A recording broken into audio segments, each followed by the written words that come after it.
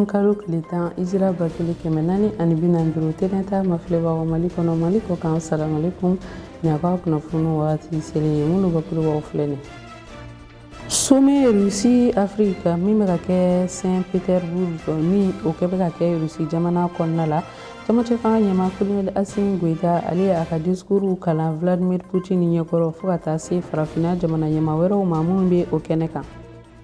ka kɛ ni Assimi Goïta ale ka tagali ye Russie jamana kan deuxième sommet Russie Afrique o kɛnɛ kan maliden caman olu ye u ka nisɔndiya yira ka kɛ ni o ye an bɛna ɲɛfɔli kɛ aw ye bi kunnafoni ninnu kɔnɔna la Russie jamana olu ye a laɲini k'a fɔ u bɛna balo caman bila ka na di farafinna jamana 6 bɔɲɔgɔnko ma yanni kalo 3 wali kalo 4 bɔɲɔgɔnko cɛ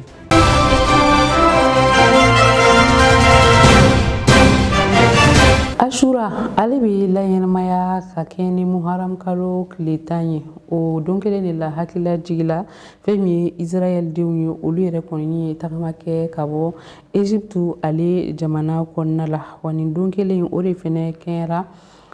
Ala subhanahu wa taala ale ye sibagaya di Nabila Musa yɛrɛ kɔni ma Farawuna kan Imam Abdoulaye Koita ale bɛna ɲɛfɔli caman kan ye nin don kofɔlen yɛrɛ kɔni kan Ashura su ye Ashura bɛ kalo min kɔnɔ o ye san kalo fɔlɔ ye o san kalo fɔlɔ o tɔgɔ de ka fɔ ko al-Muharram o Muharramu o ye Alahu Taala yɛrɛ ka kalo ye alakira ko sallallahu alaihi wasallam ko Ala ka kalo ko de ye Muharram ye o tuma na o ye nin bon o tile 10 su an b'o de la o tile 10 su ni fɛn caman de kɛra alakira yɛrɛ sallallahu alaihi wasallam a ka kuma bɛ yen k'a fɔ ko a hijirali min kɛra ka bɔ Makka ka taga Madina a taara sɔrɔ Madinakaw bɛ ka sun a y'o ɲininka k'a fɔ o bɛ sun mun na a ko an bɛ ka sun parce que Ala ye Musa kisi ka bɛn ni bi don ye alakira ko k'anw de ka kan ni Musa ka ko ye ka tɛmɛ aw kan o tuma na alakira ye sahabaw bila sunni na o y'a sɔrɔ u tun b'a sun Makka yan'u kana Madina bon sanw tɛmɛtɛmɛlen kɛra nana ye yahudiyaw bɛ ka sun silamɛw b'a sun yahudiyaw bɛ ka sun silamɛw b'a sun bon mun kun ka di kira ye n'u ni yahudiyaw bɛnna kelen na bato fɛn o fɛn na alakira bɛna ni différence ye k'o don ni yahudiyaw cɛ a ko n'Ala y'ale balo ka san wɛrɛ kɔnɔ k'ale yɛrɛ bɛ tile 9 so ka fara 10 kan o tuma tile 9 so ni sariyara tan ka tila ka fara 10 kan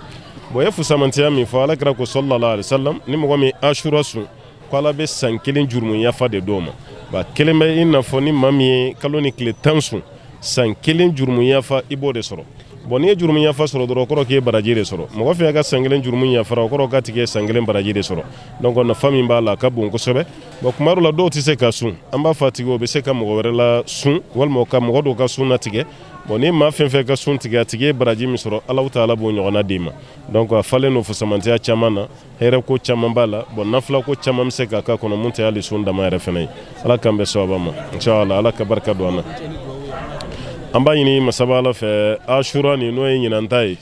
Alahu Taala ka nin kɛ sababu ɲuman ye ka di Mali ma Ala ka kɛ sababu ɲuman ye ka di maliyɛnw ma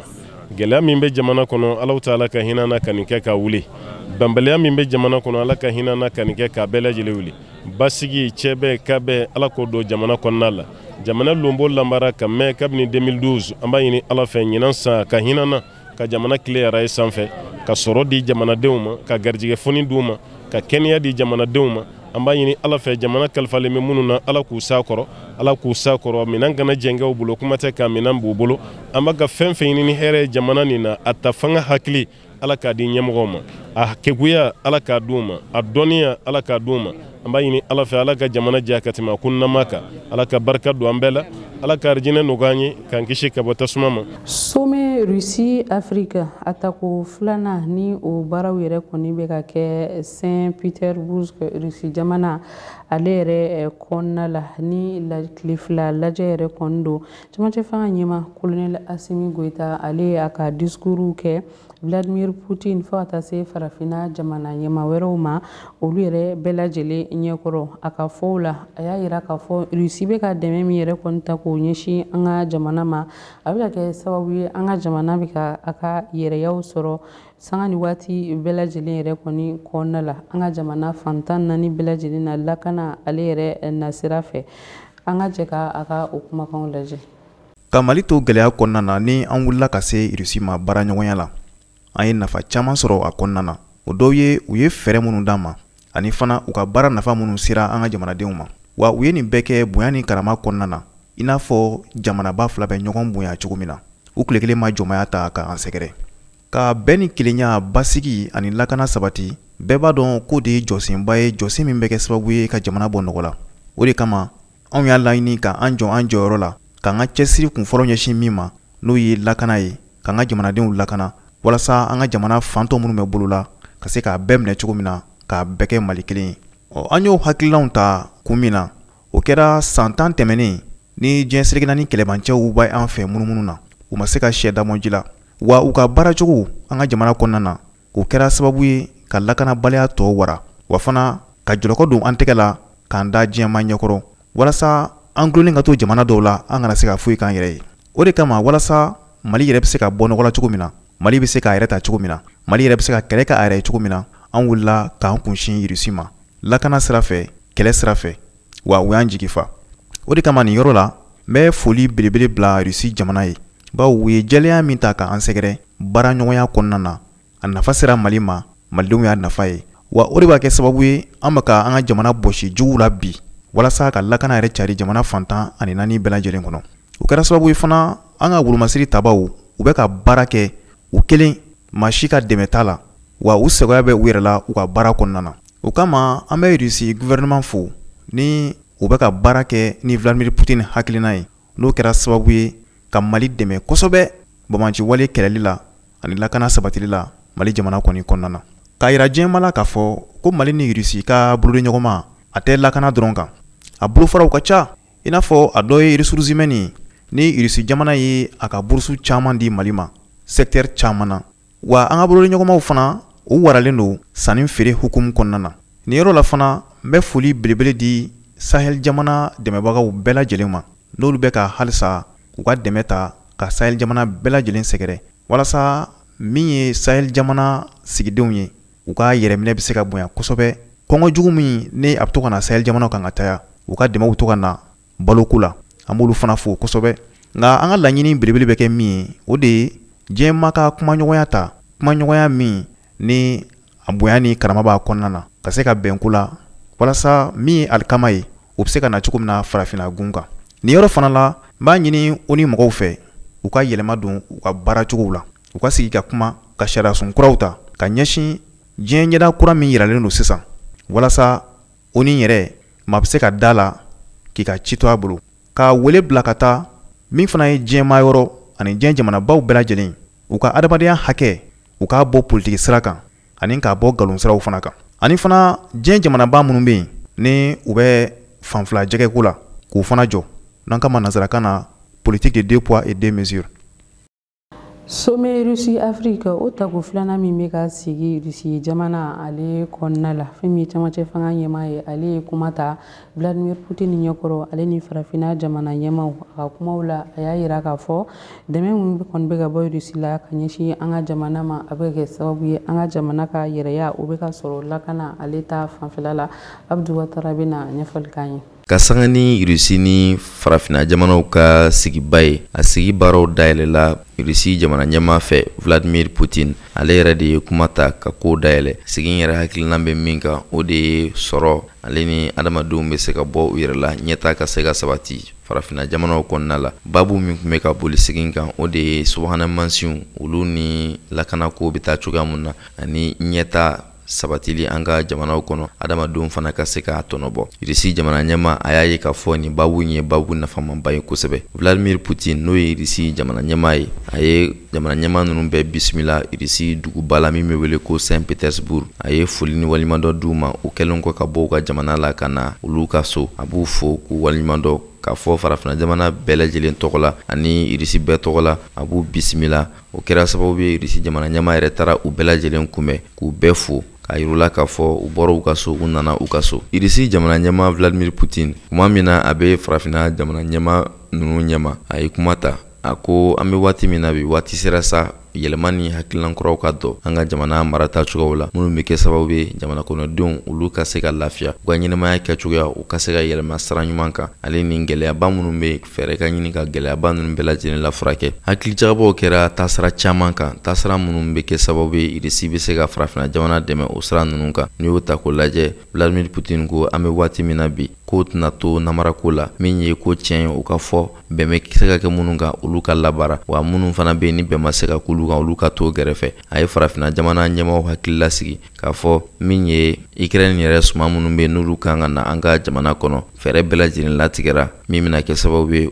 dɛmɛ bɛna se an ka farafina jamanaw ma wa jamana dɔw bɛ yen olu bɛna dɛmɛ ninnu sɔrɔ fu ani falaki a sababu kɛ ko n'i ye olu ka samiya yɛrɛ ta k'a lajɛ samiya ɲɛna olu jigiba kan k'a fɔ u bɛna sɔrɔba yɛrɛ kɛ ɲina fana kalo 3 ka se kalo 4 nata la irisi bɛna dɛmɛ ta ka ɲɛsin farafina jamana caman ma fu ani falaki min ye balo tɔni 25 ka se tɔni 50 ma Burkina Faso jamana bɛna sɔrɔli kɛ o la Zimbabwe jamana Mali jamana Somali République Centrafrique ale ni Eritrea jamana min ye kalan ale ni baaraladege kunyaw ye Vladimir Putin ye dantigɛli kɛ k'a fɔ Russie bɛ ka hakilinaba dɔw ta walasa ka se ka farafina jamanaw dɛmɛ o kunyaw la kalan bɛ se ka ɲɛ cogoya minnu na hali sanfɛ kalan yɛlɛma minnu kan ka ta ka ɲɛsin o kunyaw ma olu n'u seko n'u damayira bɛɛ lajɛlen kɛ k'o yɛlɛma ninnu don ba la min bɛ da nin bɛɛ kan an ka kalanw n'an ka sɔrɔw olu fana ka se ka damakɛɲɛ ɲɔgɔn ma o de bɛ kɛ sababu ye an bɛ se ka tɔnɔ sɔrɔ hali duguma kilasiw kabini o yɔrɔ ninnu na ka se ka lakɔli karamɔgɔw ka kalan kɛ olu kun lakɔlidenw fana bɛ se ka kalan yɛrɛ kɛcogoya ɲuman sɔrɔ cogoya minnu na ani bɛɛ lajɛlen ka se ka fara ɲɔgɔn kan kalan minnu bɛ kɛ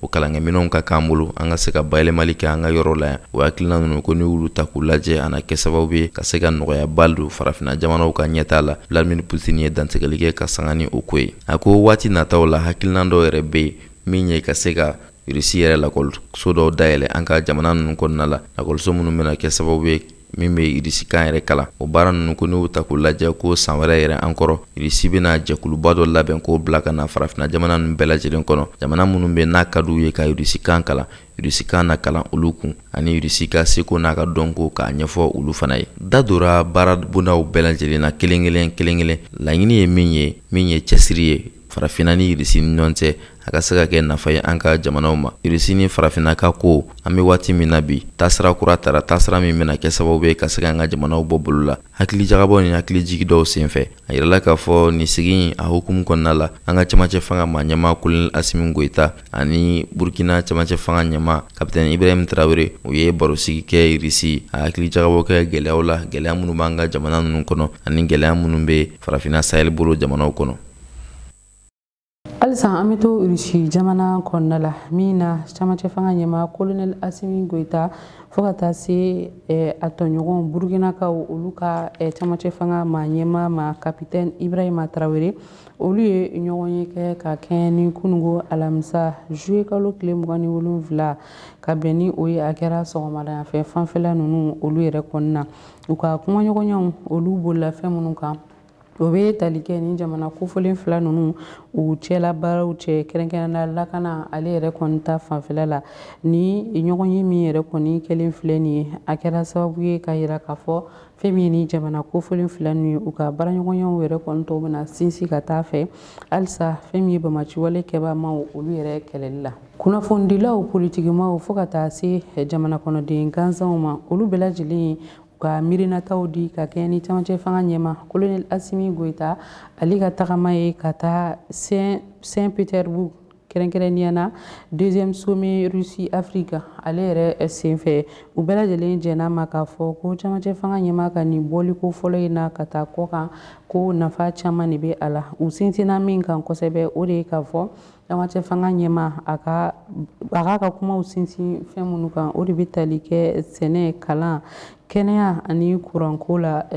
Putin ale yɛrɛ ɲɛkɔrɔ Ali Kulubali ni Salifu Ɲare ni ɲinini kɛ ɲɔgɔn fɛ ni ɲɔgɔnyeba min bɛ yen ni a bɛ ka tɛmɛ Russie ani farafin jamana ni ɲɔgɔn kɔncɛ ni a y'a siɲɛ filanan kɔni de a jirala k'a fɔ ko ni siɲɛ filanan a kɔni kun laɲinina de k'a jira k'a fɔ ko a baaraw ka kan ka na kɛ fɛn min ye farafina gun kɔni de kan nka ka kɛɲɛ ni gɛlɛya caman kɔni de a laban a taara kɛ Russie olu ka duguba filanan n'u ye Petersburg o kɔni kɔnɔna ye o de hukumu kɔnɔ a jirala k'a fɔ ni lasigi a bɛ kɛ sababu kɔni de farafina jamana ɲɛmaw olu ka se ka taa u ka ka hamnako minnu be ni fɛn ye hamnako baw kɔni do ka se ka o kɔni fɔ irisi masakɛ ale kɔni ɲɛna ani irisi masakɛ fana gɛlɛya minnu be ani a bɛ se ka min kɔni de kɛ ani fɛn ye farafinaka bolodi ɲɔgɔnma kɔni na a bɛ se k'o kɔni kuma kɔni bɛɛ lajɛlen kɔni de fɔ yaasa irisi jamana ale bɛ se ka hɛrɛ sɔrɔ ani farafina yɛrɛ na se ka hɛrɛ kɔni sɔrɔ cogoya min de la o de senfɛ min ye Mali camancɛ fanga maa ɲɛma colonel Asimi Goita ale kɔni wulila fɛn ye ka taa ni fɛn ye ni ɲɔgɔn ye in kɔni de la wa ni y'a siɲɛ fɔlɔ ye ale kɔni ka bɔ faso Mali kɔnɔ ka taa jamana wɛrɛw kɔni kɔnɔna na o de la o de hukumu kɔnɔ fɛn ye Mali kɔnɔna na Mali jamanadenw ani ka taa se politigimɔgɔw ka taa se maa wɛrɛw kɔni de ma olu bɛɛ lajɛlen kɔni y'a jira k'a fɔ colonel Asimi Goita a ka ni voyage ka taa irisi jamana kɔni na ko tare do jamana ka hɛrɛ a kan ka sɔrɔ a la. Président Asimi a y'a ka taama fɔlɔ kɛ jamana kɔ kan kɛra irisi la, y'a diyara ye parce que dugu min sera ka an ka kasi mɛn ka na an dɛmɛ walasa an ka tila juguw la hakili la o jamana kan ka fo ni Asimi taara yen o ye koba ye mais an ka fɔ Asimi kelen dɔrɔn ma taa dɛ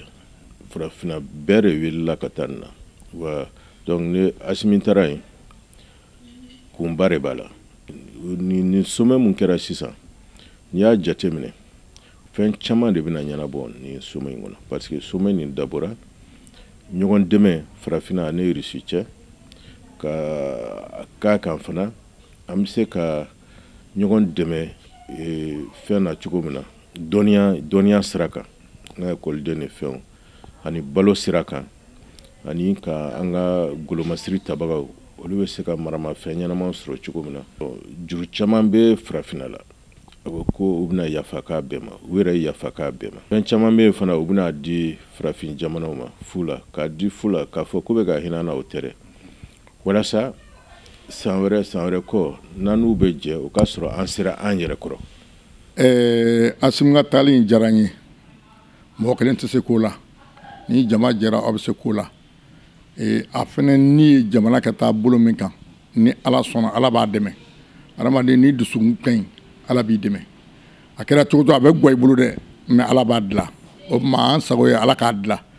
yan y'an faso de ye ni yan ma dilan an ka foyi ma dilan an mana kɛ fɛn fɛn ye an se ka taa walita k'an ta ye an ta de an ta ye o tuma an bɛɛ ka dugawu bɛ Asimi n'a ka mɔgɔw ye a n'a ka gouvernement bɛɛ ani maliyɛn bɛɛ an bɛɛ ka jɛ an ka bɛn kelen kan an ka taa bolo kelen kan. Bon ni y'an ka kɔrɔlen ye quoi barisa an ka jamana nana yɛrɛma hɔrɔnya na wagati min na an ka jamana ɲɛmɔgɔ minnu bɛ yen u y'u ɲɛsin jamana min ma kosɛbɛ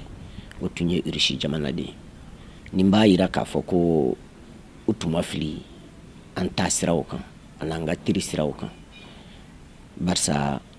irisi jamana an n'u ye n'i y'an ka cadre caman ye i donna Mali administration kɔnɔ fɛn o fɛn kɔnɔ i b'a sɔrɔ a cadre ba dɔ ye irisi ye a kɛra yɔrɔ yɔrɔ a kɛra kunnafoni ko ye a kɛra agriculture ye a kɛra affaires étrangères ye o a bɛɛ lajɛlen kalanna irisi la de o ye Modibo ye min kɛ ka kɔrɔ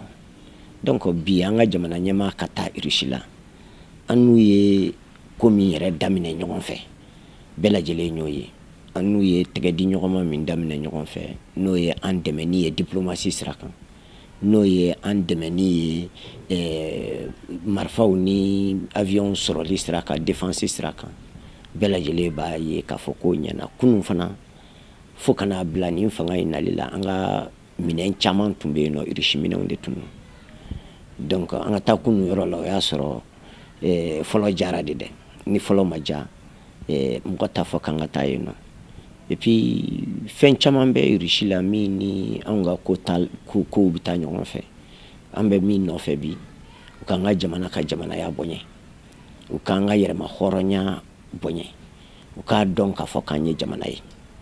donc irisi dun bɛ kɛ k'o kɛla a y'o yira sira bɛɛ lajɛlen kan hali diɲɛ jamanaw ka tɔnba kɛnɛ kan a y'o yira donc bi an ka jamana ɲɛmɔgɔ ka taa yen nɔ bon o kɔni ye ko daminɛ de ye sa. Ma hakili juru carile n'u ye Seydou Badian Konde ale ka gafe min be ni maaw b'a wele ko sous l'orage ale y'a jira k'a fɔ ko fɛn ye ni fiɲɛ kɔni wulila bɛɛ lajɛlen kɔni bolo bi i ka doni kɔni de la o de la fɛn ye jamanadenw olu hakilila kɔni min de o de ye jamana yiriwali kɔni de o de la o y'a ɲini jamana ɲɛmaa kɔni fɛ colonel Asimi Goita a mana se ni kɛnɛ kɔni de kan a ka ko bɛɛ lajɛlen kɔni de kɛ fɛn ye baara damadamaw be yen a ka se ka u bolo kɔni bila gafe la ani irisi ni ɲɔgɔn cɛ o baaraw na se ka yiriwa faso Mali kɔnɔ ani ka a wana ka taa cogoya min na ni o ye terrain sira o bo o la ka taa se kuranko sɛnɛko ka taa se kɛnɛya ani kalanko a n'a ɲɔgɔnna caman hakilila kan k'u jija u kana ni jaabi ɲɛnamaw ye jaabi min b'a kɛ an bɛ se k'an ka terrain siraw caman jɔ an ka dugubaw bɛɛ région capitale ninnu bɛɛ ka se ka terrain sira k'u bɛɛ ni ɲɔgɔn cɛ n'an sera k'o kɛ o ye ko ɲuman ye mun ka gɛlɛn o ye an ka kuranko ye Poutine yɛrɛ fana y'a fɔ k'u bɛna an dɛmɛ kuranko baaraw la kosɛbɛ donc n'an sera k'o ɲɛnabɔ kuran k'a fɔ ko kuran tɛ tigɛ o dɔrɔn tɛ dɛ mais a sɔngɔ fana ka kan ka kɛ ka sɔrɔ a ma girinya an ma parce que bibi na n'i ye jamana ɲɛmɔgɔ y'a ka gouvernement kura sigi wagati min na o gouvernement kura in kɔnɔna na a ko ko u ye fɛn 3 de ta o fana bɛ nazarakan na ko les 3D développement diplomatie ani défense ni diplomatie dɔ kɛr'o la u yɛrɛ y'a fɔ dɔ kɛr'o la sɔrɔsiw bɛɛ lajɛlen b'a dɔn fɔlɔ an ka sɔrɔsiw bin tun bɛ kulu de kan sisan an de bɛ bin jugu kan fɔlɔ anw de tun jatigɛlen don sisan jugu de jatigɛlen don dɔ kɛr'o la Mali tɔgɔ diɲɛ kɔnɔ bi minnu bɛ voyager olu b'a dɔn bonya min dalen don an kan an ka diplomatie kan an y'an démarquer cogoya min na ka bɔ jɔnya ni mafɛmaya la an y'an démarquer cogoya min na an ka diplomatie bonya b'a kan comme premier ministre y'a fɔ mɔgɔ dɔw y'a kɛ kɛlɛ ye dɔ kɛra nin na sisan a sera a ka kuma a fɛ jamanaden yɛrɛ bɛna kɛ mun ye maliyɛn den kelen-kelenna bɛɛ lajɛlen kana jɛ k'a fɔ ko n bɛ kulu dɔ jate o tɛ dɛ maliyɛn den kelen-kelenna bɛɛ lajɛlen ka sini ɲɛsigi bɛ se ka yɛlɛmɛ cogoya min na Russie ye jamana belebeleba de ye Faransi ɲɔgɔn 36 de bɛ bɔ Russie la Mali ɲɔgɔn 12 ɲɔgɔnna bɛ bɔ Russie la i y'a faamuya donc Russie ye jamana belebeleba de ye donc olu sera k'u ka jamanadenw ka kɔngɔ bali yen nɔ cogoya min na ka kɛnɛya sabati yen cogoya min na olu sera ka min kɛ a bɛ kan k'i ɲɛ jɔ o de la sisan u nana yan u y'an datugu k'an tigɛ kɔgɔji la k'an tigɛ diɲɛ bɛɛ lajɛlen na an jɛn'o bɛɛ kɔ u ye muruti modèle bɛɛ labɛn maliyɛn ye an jɛn'o bɛɛ kɔ nka kɔngɔ muruti mɔgɔ n'a ma jateminɛ k'o la o tɛ se ka ɲɛ dɛ halisa n'a fɔra ko a k'a lajɛ an ka sɛnɛkɛla bɛ se ka engrais sɔrɔ cogoya min na engrais b'an yɛrɛ fɛ yan nɔ a bɛ se ka di jamanaden bɛɛ bɛ se k'a sɔrɔ cogo min na bɛɛ bɛ se ka kɛɲɛ a la cogoya min na sɛnɛ bɛ se ka kɛ sɛnɛkɛlaw ta ye cogoya min na donc a b'o de lajɛ sisan Russie y'a kɛ cogoya min na u sera ka kuran d'u ka jamanaden bɛɛ ma cogo min na u sera ka terrain bila ta ka segin ka nɔgɔya jamanaden bɛɛ ye cogo min na a bɛ kan k'o de lajɛ Russie bɛ se k'an dɛmɛ o min na sinon dɔ kɛra défense la dɔ kɛra diplomatie la mais jamanaden ka da dumuni premier ministre y'a fɔ ko ni jamanaden mɛnna n'a ma da dumuni sɔrɔ k'u bɛ gabakurun ta ɲɛmaa kama ale yɛrɛ ye ɲɛmaa ye o mais a ye tiɲɛ de fɔ Assimi kan ka laɲini min kɛ déjà a b'a dɔn jamana bɛ état min na a mago bɛ fɛn fɛn na jamana mago bɛ fɛn fɛn na a kan k'o laɲini kɛ a sɔrɔla a ma sɔrɔ min b'a kɔnɔ jamana yɛrɛ kunkanko la a k'o laɲini kɛ jamana bɛ yɔrɔ min na bi dumuni ko ni furakɛli ko ni dɔgɔtɔrɔso ko an ka wari min bɛ taa Tunisie ni Mali wari min bɛ taa Tunisie furakɛli la n'i y'a bɔ k'a to a bɛ Mali jɔ o tuma o kɛ dɔgɔtɔrɔso ɲɛnama kelen jɔ yan olu kɛ fantanw bɛɛ kɛ furakɛ o la yan mɔgɔ min si t'a ye ka taa farajɛ jamana kan n'a b'i yɛrɛ faso la i na se ka furakɛ yan o tuma o y'an haminanko baw ye ka kalanko bɛɛ labɛn an ka haminanko olu ye n'i y'a mɛn ko diɲɛ denmisɛnw de don ni denmisɛnw ma kalan ni wo tɛ denmisɛnw na u ko yɔrɔ lajɛ kosɛbɛ kosɛbɛ a kɛ nin hamina bɛɛ yira ye nin bɛɛ kɔfɛ min ye Mali jamanadenw ye duwawudo kɛrɛnkɛrɛnlen kɛ ka ɲɛsin camancɛ fanga maaw bɛɛ lajɛlen ma nka kɛrɛnkɛrɛnna min ye colonel Asimi Goita Konde ka sababuya kɛ u bɛ ka wulikajɔ min de kɛ ka jamana ka yɛrɛma hɔrɔnya ka segin a ma ka jamana a ka bonya segin a kɔni ma o bɛɛ lajɛlen kɔfɛ o kɔni ye a jira k'a fɔ fasodenw bi nɛni jugu minnu na fɛn min ye teleso ni réseau sanfɛ a sen bɛ o ka o kɔni bila maaw ka bolo kɔni di ɲɔgɔn ma ka se ka jamana kɔni jɔ cogoya min na ɲan bɛ fɛn dɔw la télé la o bɛ ka siran n'a fɔra k'anw yɛrɛ gansanw bɛ ka ɲɔgɔn pɔrɔtɔ télé la télé dun mana bɔ ka ban diɲɛ bɛɛ ɲɛba la o ye kuma suluku ye diɲɛ b'an kɔ ko Mali bɛ ka dilan Mali bɛ ka dilan anw yɛrɛ gansanw bɛ ka bɔ ka ɲɔgɔn pɔrɔtɔ télé la ani u ka Facebook vraiment u k'o yɔrɔw dabila an kɛ sabali an k'an ka fininɔgɔ ko an ka so kɔnɔ yan n'an y'a ko so kɔnɔ yan a ka ca Ala fɛ an bɛ se k'o caman na mais ko dɔ bɛ yen n'a y'olu kɛ télé ni fɛnw na mɔgɔw k'a ye o b'a fɔ k'a ko Mali kɛra tan Mali ko Mali tɛ foyi ye k'a y'u lamɛn kɛ o tuma an ka mɔgɔ jamanadenw ko dabila. Ne hakili min ni Ala k'a dɛmɛ Ala k'a sɔn ka garijɛgɛ ɲuman d'a ma Ala k'a lakanda ka denmisɛnninw sɔn ka yiri lakanda ka garijɛgɛ ɲuman d'a ma an kɔni na hami min ni hali bi a k'i jija a kɛ jamana kɛ k'a ɲa. Kamaw hakili jigi k'a jira k'a fɔ Colonel Asimi Goita ale selen fɛn min ye Irisi jamana kɔnɔna fɛn min ye a kunbɛla kosɛbɛ fɛn min ye Saint-Pétersbourg o maa ɲɛmaaw kɔni fɛ bonya bɛɛ lajɛlen kɔni de la o de hukumu kɔnɔ Irisi jamana olu kɔni y'a jira k'a fɔ ka ye cogo la ka jira k'a fɔ Mali ani Irisi jamana a bɛ waati janbɔ fɛn min ye o bɛ baara kɛ ɲɔgɔn fɛ wa Mali ko jamana do maa kan k'i ka danaya kɔni sinsin jamana min kɔni de la wa min ye Mali ɲɛmaaw fana kɔni de ye olu y'a jira k'a fɔ Irisi jamana do danaya jamana fana kɔni de do. Awɔkaw ka kulu olu ye lajɛ dɔ kɛ ka kɛ ni arabadon ye a ɲɛmɔgɔya kun bɛ Dr Choguel Kokala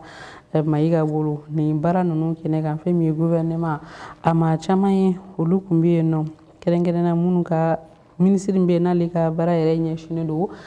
kirikow ma ani adamadenya hakɛw la tangali an ka jamana o kɔnɔna la Ali Kulibali bɛna ɲɛfɔli k'an ye. Mali kungako kibaruyaw la jirala k'a fɔ Mali journaldobaw ka jɛkulu n'a bɛ wele ko baro olu y'u ka lasigi kɛ lasigi min n'u b'a wele État généraux du baro du Mali a jirala k'a fɔ a kɛla maa min ka yamaruya kɔnɔ o de ye fɛn min ye marabolo ɲɛma n'u ye Dr Choguel Kokala Mayiga nka a jirala k'a fɔ maa kɔni kun bɛ se ka maa min fana kɔni kɔlɔsi o yɔrɔ la o de ye kiri minisiri Mamadou Kasoge ka taa se fɛn min ye journaldobaw olu ka ɲɛmaw n'u b'u wele ko batonniers olu kun bɛ yen n'u ye maître Ousmane B Traoré ale kɔni kun bɛ a kɛnɛ kan maa kun bɛ se ka kiritigilamaw olu ka duba bɛɛ ka se ka olu maaw kɔni sɔrɔ a kɛnɛ kɔni de kan a jirala k'a fɔ ni lasigi a kun tɛ dɛ wɛrɛ ye laɲini min de bɛ a la o de ye ka se ka ko min ye journaldobaw n'u ye avocaw kɔni ye olu ka baara ka se ka a kɔni jateminɛ ka hakili labaara ka hakili baara a la ka hakili jagabɔ kɛ a kɔni kan hakili jagabɔ kɔni kɛ a kan fɛn ye Mali kɔnɔ fɛn ye Mali ni jamana minnu fana bɛ yen tiɲɛ yɛrɛ kɔnɔ ani kabilaw kɛcogow bɛɛ lajɛlen kɔni de la fo ka taa se fɛn ye baara in yɛrɛ a bɛ ka tɛmɛ cogo min de la ka se ka jateminɛ kɛ o bɛɛ lajɛlen kɔni de la o de mana kɛ sa fɛn ye ka se ka na ni fɛɛrɛ kuraw ye minnu bɛ kɛ sababu ye ka se ka yɛlɛma damadama ka se ka o kɔni don baro ale ka baara kɔni de la o de hukumu kɔnɔ o y'a jira k'a fɔ ka bolo di ɲɔgɔn ma ka baara kɛ ɲɔgɔn kɔni fɛ ko o de b'a to o bɛ se ka fɛn ye o ka baara n'u ye journaldoya baara kɔni de ye ka se ka o kɔni sinsin fɛn ye maître Ousmane Traoré a ka fɔcogo la ale y'a jira k'a fɔ ko fo baro ni o ye avocaw ka baara tɛmɛlenw ka dɔn ni fɛlɛ jɔnjɔn u ka se ka o kɔni sigi fɛn ye o bɛ se ka baara in yɛrɛ kuntilela ye min ye o ka se ka bato u kɔni fɛ n'u b'o wele ko déontologie ani ka se ka hakilila ɲɛnamaw ani misali ɲɛnamaw ta ka ɲɛsin a baara in a bɛ ko min kɔni bɛɛ lajɛlen kɔni sinsin ka se ka misaliya ɲumanw ta ka ɲɛsin o baaraw ma u k'u ka baara fana kɔni de kɛ u ka fɛn ye yɛrɛya bɛɛ lajɛlen kɔni kɔnɔ ani u ka yɛrɛma hɔrɔnya bɛɛ lajɛlen kɔni kɔnɔ cogoya min de la wa a y'a jira fana k'a fɔ avocaya baara yɛrɛ filɛ nin ye fɛn min don faso Mali kɔnɔ min labɛnlen don sariyaw bi a la wa sinsinlen don bɛɛ lajɛlen kɔni bɛ o kɔni dɔn wa fɛn ye taasiraw bɛɛ lajɛlen kɔni bi a la wa ko o kɔni bi u bɛ min kɔni de ɲini min bi ɲini olu kɔni fɛ dɔrɔn o de ye ka se ka o kɔni sinsin u bɛ min wele ko déontologie n'u ye avocaya yɛrɛ sinsin bɛ minnu de kan layuruba minnu de kan ka olu kɔni ta fɛn ye ka se ka o do bala maa kana bɔ o sira kan fewu ko o de bɛ se ka fɛn ye baara ninnu kɔni kɛ ka ɲɛ ka kɛ fɛn ye maaya kɔni kɔnɔna na ani maaya batoli sariyaw kɔnɔ fɛlɛ ɲɛnamaw kɔnɔ ani ɲɔgɔn dɛmɛ kɔnɔna na ka taa se adamadenya ani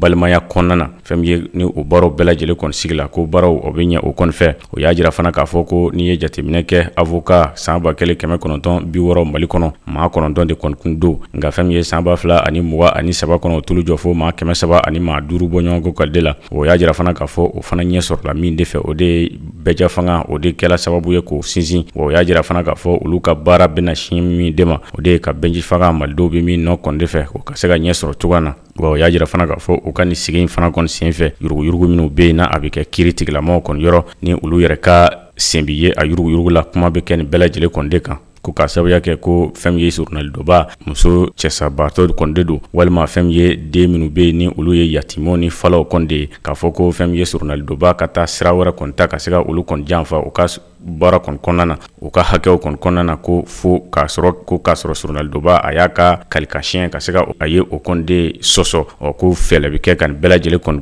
dabila a y'a jira k'a fɔ ko an bɛ yɔrɔ min na ko bi Mali surunalidoba maa de do bi ni ba kɔni donla a la ko k'a sababuya kɛ n'i y'a jateminɛ UEMOA jamanaw bɛɛ lajɛlen kɔnɔna na a bɛ se ka baara kɛ olu bɛɛ lajɛlen la wa a bɛ se ka taa sigi yɛrɛ o yɔrɔ ninnu kɔni de la k'a ka kabine ka se ka o kɔni dayɛlɛ ka baara kɔni kɛ ko o sariyaw o yamaruya bɛ o kɔni de bolo waati ninnu kɔnɔ na minisiri dɔgɔtɔrɔ Choguel Kokala Mayiga ale kɔni kɛlen ka kuma kɔni ta a y'a jira k'a fɔ ko avocaw bɛ ka sira min bɔ nin ye nin sira ye sira jɛlen kɔni de don min bɛna kɛ sababu ye kiiritigilamaw tɔw fana ka ko bɛɛ lajɛlen kɔni de kɛ ka se ka o sira kɔni ta cogoya min na sira min ni a bɛna kɛ yɛlɛma sira ye yɛlɛma ɲuman ani yɛlɛma ɲuman min fana don ni a tu tigɛla a tu tigɛ ba kɛla fɛn min ye cɛmancɛ fanga maa minnu bɛ yen bi olu ye a y'a jira k'a fɔ ko kabini cɛmancɛ fanga a kɔni lakurakuraya Colonel Assimi Goïta kɔni fɛ ko Mali a ye sira kura kɔni de ta min bɛ kɛ sababu ye ka jamanadenw kɔni ka se ka o kɔni lafiya cogoya min na wa jirala fana k'a fɔ jamanadenw kun ye laɲini min fana kɔni de kɛ n'u ye ka taa 4e République kɔnɔ ka sariya sun kura ka se ka o kɔni dilan Mali kɔni ye ko Colonel Assimi Goïta a ye jamana Mali kura baara dɔ kɔni fana bila sen kan sibiri ni o kɛla o gafe sɔn kɛlen o gafe kɔni ma a ye o baaraw fana kɔni kɛ wa a y'a jira fana k'a fɔ ko malidenw yɛrɛ de kun ye nin laɲini kɔni kɛ wa a bɔla a sira fana kɔni de fɛ Dr Choguel Kokala Mayiga a y'a jira k'a fɔ ka kiiri ɲɛnama ka sigi jamanadenw yɛrɛ ka danaya bɛ se ka da o kan cogoya min na o tɛ taa sira foyi de fɛ fo yɛlɛma kɔni ka kɛ yɛlɛma min ni o bɛ kɛ fɛn ye maa minnu fana bɛ yen ni o bɛ kiiriw kɛ ani minnu bɛ surunaliw kɔni don olu bɛɛ lajɛlen ka yɛlɛma wa fɛn min ye cakɛ yɔrɔw fana olu bɛɛ lajɛlen ko kɛcogo bɛɛ lajɛlen kɔni de yɛlɛma o de la ko ni kiiritigilamaw bɛɛ lajɛlen kan ka bolo de di ɲɔgɔn ma min y'u ka ɲɛmaa ye n'u ye département de la justice ka se ka olu kɔni dɛmɛ u ka se ka fɛn min ye laɲiniw sabati cogoya min na wa Dr Choguel Kokala Mayiga ko a y'a jira k'a fɔ kiiritigilamaw tɔgɔla sariya min ta la octobre tile 13 san 1994 a y'a jira k'a fɔ avocaw tɔgɔla u ka ko bɛɛ lajɛlen kɔni jateminɛ ani ni u ye kɔnɔna sariyaw fana sigi ka bɛn ni juillet kalo tile 17 san 1995 Dr Choguel Kokala Mayiga a y'a ɲini k'a fɔ yɛlɛma ka kan ka don nin kɔnɔna na gɛlɛya minnu b'u a kɔnɔ ka o bɔ a kɔnɔ fɛn min ye minnu bɛ yen n'u tɛ jamana ka hakililaw kɔnɔna k'u bɔ a kɔnɔ tiɲɛni fɛn b'a kɔnɔ k'u bɔ a kɔnɔ yaasa u ka baaraw na se ka ɲɛ u bolo cogoya min na. O b'an lase farafinna ni diɲɛ fan tɔw kibaruyaw la. Russie jamana ɲɛmaa Vladimir Putin ye dantigɛli kɛ alamisa k'a jira k'a fɔ hakililan bɛ olu la u bɛ fɛ ka farafinna jamana wɔɔrɔ ɲɔgɔn ko dɛmɛ ni balo yɛrɛ ye ni hakililan ninnu a ɲɛfɔra sigi dɔ senfɛ sigi min bɛ ka tɛmɛ Russie ni farafinna jamanaw ni ɲɔgɔn cɛ n'a ɲɛmaaya bɛ Vladimir Putin yɛrɛ bolo a ko min bɛ da nin bɛɛ lajɛlen kɔfɛ olu b'a fɛ ka lakɔliso dɔ yɛrɛ dayɛlɛ farafinna Russie lakɔliso dɔ n'i y'a ko ta k'a lajɛ nin kibaruya ninnu ɲɛfɔra Russie jabaranisoba dɔ sanfɛ min bɛ wele ko Russia Today Russie jamana ɲɛmaa ko an bɛ waati min na bi fufalaki n'o ye balo ye a bɛna ta k'a di farafinna jamana wɔɔrɔ ma balo tɔnni bɛ taa jɔ tɔnni ba 25 ka se tɔnni ba 50 ma a bɛna di jamana minnu ma o dɔ bɛ tali kɛ Burkina Faso jamana la Zimbabwe Mali jamana Somali République centrafricaine ani Eritrea ko a baara ninnu bɛna kɛ kalo nataw la Putin y'a jira k'a fɔ min ye nanzara jamanaw ye olu bɛ ka jalakita ka bin ale kan k'a jira k'a fɔ ale kɛlen bɛ sababu ye ka se ka dun ka fa koɲɛw gɛlɛya ko n'i y'a ta k'a lajɛ dɛmɛ min bɛ bɔ balo koɲɛw la ka ɲɛsin farafinna jamanaw ma ani engrais k'o lasumaya nanzara jamanaw yɛrɛ nɔba bɛ o waleyaw la.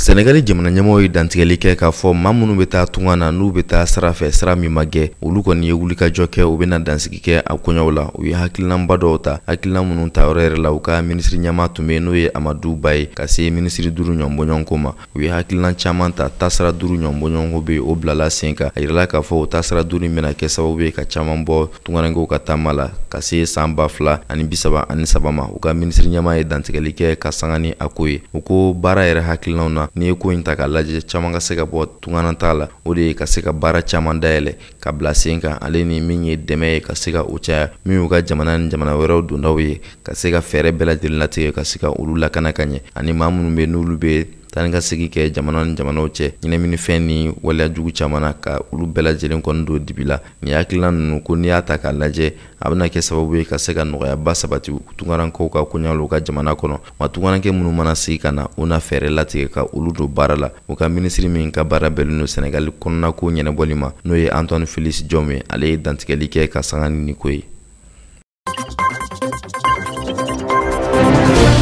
Maroku jamana ɲɛmaa ye dantigɛli kɛ k'a fɔ a bɛ jalakili bi maaw kan maa minnu ye Israel jamana kɔnɔdenw ye misiri barikama min bɛ Jerusalem. Minisiri kofɔlen dɔ ale ni maa kagana gɛlɛntigi dɔ olu bɛ ka dantɛmɛwale dɔ ta ka ɲɛsin misiri kɔnɔna ma ani misiri yɛrɛ lamini bɛɛ lajɛlen. N'i y'a koɲɛw ta k'u lajɛ Maroku jamana ɲɛmaa ko ale tɛ jɛn ni nin waleya ye ka sabu kɛ jɛkulu min sigilen don ka se ka bɛn ni basigi ni misiri la kɔlɔsi a ɲɛmaaya bɛ Maroku jamana ɲɛmaa bolo n'o ye Roi Mohamed Sise. A ko an bɛ waati min na bi Jerusalem kɔnɔna la wulikajɔ kɔni kɛra olu fɛ. Mama de be i kɛra jamana kɔnɔden o i kɛra minisiri o n'olu jɔyɔrɔ bɛ tiɲɛni ale ni basigibaliya la Jerusalem misiri kɔnɔna la n'a bɛ wele ko Al Aqsa. Olu seko ye fɛn fɛn u n'o kɛ k'o tigilamɔgɔ yɛrɛ bali a ka nin waleya jugu ninnu na. Maroku jamana ɲɛmaa Roi Mohamed Sise a ko cɛsiri mun kɛlen no olu fɛ a laɲini ye min ye o de ye ka se ka bɛn ni basigi ni keleya k'u la sabati Jerusalem.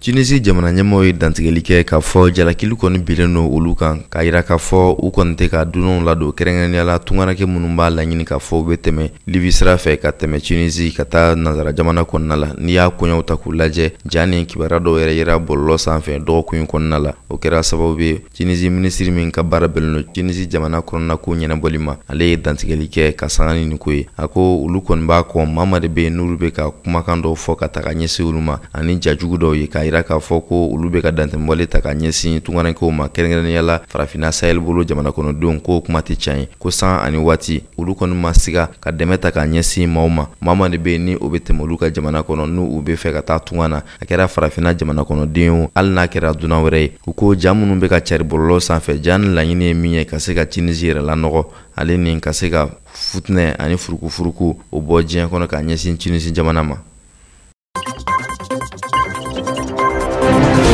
Ni ne kɛra aw garizigɛ bi kunnafoni na k'aw fɔ ka waleɲuman dɔn Mali kɔnɔ Mali kɔ kan teliya ta sugantili la ka kɛ aw ka kunnafoniw tayɔrɔ ye aw k'an bɛn wagati wɛrɛ inshallah.